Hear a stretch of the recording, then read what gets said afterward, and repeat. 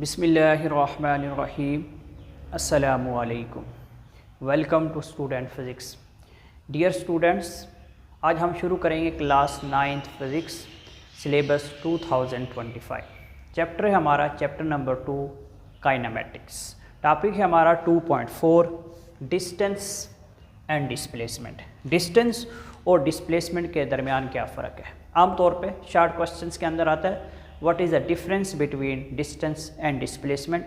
आज हम उसी को डिस्कस करते हैं कि डिस्टेंस क्या है। डिस्टेंस सबसे पहले याद रखेंगे, डिस्टेंस एक स्केलर क्वांटिटी है।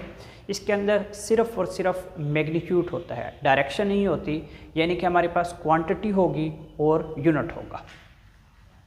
The distance is the length of actual path of the motion. हमारे पास कोई भी ऑब्जेक्ट मोशन के अंदर है या मूव कर रहा है, उसका जो एक्चुअल पाथ होगा वो हमारा डिस्टेंस कहलाएगा। इसके हमने एक एग्जांपल दी है डायग्राम के मुताबिक। ये हाउस है, एच रिप्रेजेंट कर रहा है हाउस को, एस रिप्रेजेंट कर रहा है स्कूल को।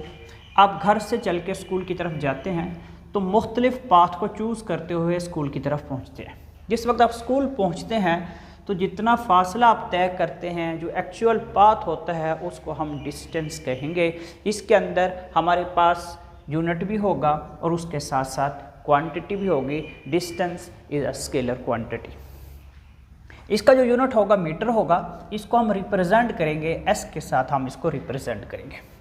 डिस्प्लेसमेंट क्या है, what is a displacement. Displacement याद रखेंगे एक वेक्टर क्वांटिटी है और हमें पता है एक वेक्टर क्वांटिटी ऐसी क्वांटिटी होती है जिसके अंदर मैग्नीट्यूड भी होता है और डायरेक्शन भी होती है। हमने उसको क्वांटिटी भी बतानी है, यूनिट भी बताना है और उसके साथ साथ हमने डायरेक्शन भी रिप्रेजेंट करनी है। वो क्वांटिटी हमारी वेक्टर होती है। Displacement is a vector quantity. Shortest distance between the initial and final position. Initial position से लेकर फाइनल पोजीशन तक जो शॉर्ट इंटरवल आपका बनेगा, शॉर्टेस्ट पाथ बनेगा, वो आपका डिस्प्लेसमेंट है। जैसे देखें, हम घर से चलते हुए मुख्तलिफ पाथ के ज़रिए हम यहाँ पे पहुँचे, ये हमारा डिस्टेंस था। हम डायरेक्ट हमने एरो खींचा, हाउस से स्कूल की तरफ हम गए।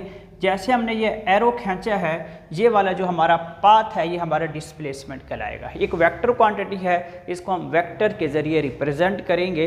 इसको हम डी से डिनोट करते हैं, रिप्रेजेंट करेंगे डी के साथ, और इसका यूनिट होगा मीटर होगा। डिस्टेंस और डिस्प्लेसमेंट के अंदर जो सिमिलरिटी है वो उनका यूनिट है। क्वांटिटी मैग्नीट्यूड के लिहाज से भी हो सकता है। डिस्टेंस और डिस्प्लेसमेंट के अंदर जो डिफरेंस पाया जाता है वो एज अ डायरेक्शन की वजह से पाया जाता है, क्योंकि distance as a scalar quantity है और displacement as a vector quantity है।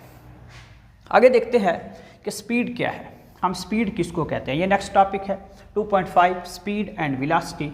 स्पीड क्या है। स्पीड एक स्केलर क्वांटिटी है। स्केलर क्वांटिटी है तो यहाँ से नज़र आ रहा है कि स्पीड का जो लिंक बनेगा वो डिस्टेंस के साथ बनेगा। स्पीड का लिंक डिस्प्लेसमेंट के साथ नहीं होगा, क्योंकि स्केलर क्वांटिटी है। स्केलर क्वांटिटी का लिंक स्केलर क्वांटिटी के साथ ही होगा। The distance covered in unit time is known as speed. एक यूनिट टाइम के अंदर, एक मखसूस टाइम के अंदर, एक वक्त के अंदर आप कोई फासला तय करें तो वो हमारी क्या कहलाएगी जी, स्पीड। मिसाल के तौर पे आप यहाँ से चलते हुए, घर से चलते हुए स्कूल पहुँचते हैं। जिस वक्त आप स्कूल पहुँचते हैं तो आप कह देते हैं कि हमने टोटल फासला, टोटल डिस्टेंस 100 मीटर तय किया है और उसके ऊपर आपका टाइम लगता है। जो भी टाइम आप वहाँ पे मुख्तस करते हैं, आप डिस्टेंस के ऊपर अगर आप टाइम को डिवाइड कर देंगे तो आपके पास स्पीड आ जाएगी। जैसे आप सफ़र कर रहे हैं, एक जगह से दूसरी जगह जाते हैं तो वहाँ पे जो गाड़ी में स्पीडोमीटर होता है वो आपकी स्पीड मेजर कर रहा होता है और आपको इन्फॉर्म कर रहा होता है कि आप कितनी स्पीड के साथ मूव कर रहे हैं। इसका फार्मूला क्या होगा, speed is equal to distance over time. Distance के ऊपर हम टाइम को डिवाइड करेंगे, हमारे पास स्पीड आएगी। स्पीड का formula v is equal to s over t, distance dividing by time. अगर हम t को इस साइड पे मल्टीप्लाई करते हैं तो s is equal to v t. s हमारे पास डिस्टेंस है, यहाँ से हम डिस्टेंस का फार्मूला भी लिख सकते हैं, s is equal to v t. Unit क्या होगा, फार्मूला हमने पहले लिखा है v is equal to s over t, क्योंकि हमें पता है डिस्टेंस का जो यूनिट होता है, डिस्टेंस का यूनिट हम इसको ऐसे भी लिख सकते हैं, डिस्टेंस का यूनिट मीटर होता है और टाइम का यूनिट सेकंड होता है।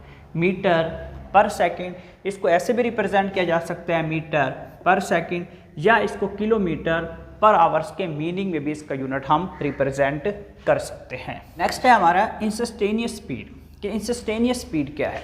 इंस्टेंटेनियस स्पीड एक लम्हाती स्पीड है, एक लम्हे के दौरान हासिल होने वाली स्पीड इंस्टेंटेनियस स्पीड है। आपके पास एक टाइम हो, लम्हा हो, पलक झपकने का टाइम हो, आपको जो टाइम दिया जाए इंस्टेंट टाइम दिया जाए, स्पेसिफिक मूवमेंट दिया जाए, उस स्पेसिफिक मूवमेंट के दौरान आप जो डिस्टेंस तय कर जाएं उस स्पीड को हम कहेंगे इंस्टेंटेनियस स्पीड। फार्मूला मौजूद है, क्लास 9th के अंदर इंस्टेंटेनियस स्पीड का फार्मूला नहीं है, फर्स्ट ईयर के अंदर इंस्टेंटेनियस स्पीड का फार्मूला है। हमने फार्मूला लिख दिया ताकि आपके जहन में कुछ आइडिया आ जाए। v instant is equal to limit del t approaches to 0 del s dividing by del t. हमने कहा है कि आपका जो डेल टी है अप्रोच कर रहा हो 0 तक। अप्रोचेस टू 0 का मतलब कतन ये नहीं लेंगे कि ये 0 के इक्वल है, 0 के करीब है, 0 के करीब होगा, 0 के इक्वल नहीं होगा। 0.0001 हो सकता है लेकिन ये 0 नहीं होगा। एक इंस्टेंट टाइम के दौरान आप जो डिस्टेंस तय करेंगे उस दौरान आप जो स्पीड हासिल करेंगे वो इंस्टेंटेनियस स्पीड कहलाएगी। एवरेज स्पीड क्या है? The total distance travelled by the total time taken. आप टोटल डिस्टेंस तय करते हैं, मुख्तलिफ डिस्टेंस तय करते हैं और उसके ऊपर टोटल टाइम आप डिवाइड कर देते हैं तो आपके पास एवरेज स्पीड आ जाती है। क्योंकि आपकी गाड़ी एक ही स्पीड के साथ मूव नहीं करती, मुख्तलिफ स्पीड के साथ सफ़र करती है। जिस वक्त आप लास्ट पे रिज़ल्ट चेक करते हैं टोटल डिस्टेंस के ऊपर टोटल टाइम अगर आप डिवाइड कर दिया जाए तो आपके पास एवरेज स्पीड आ जाएगी।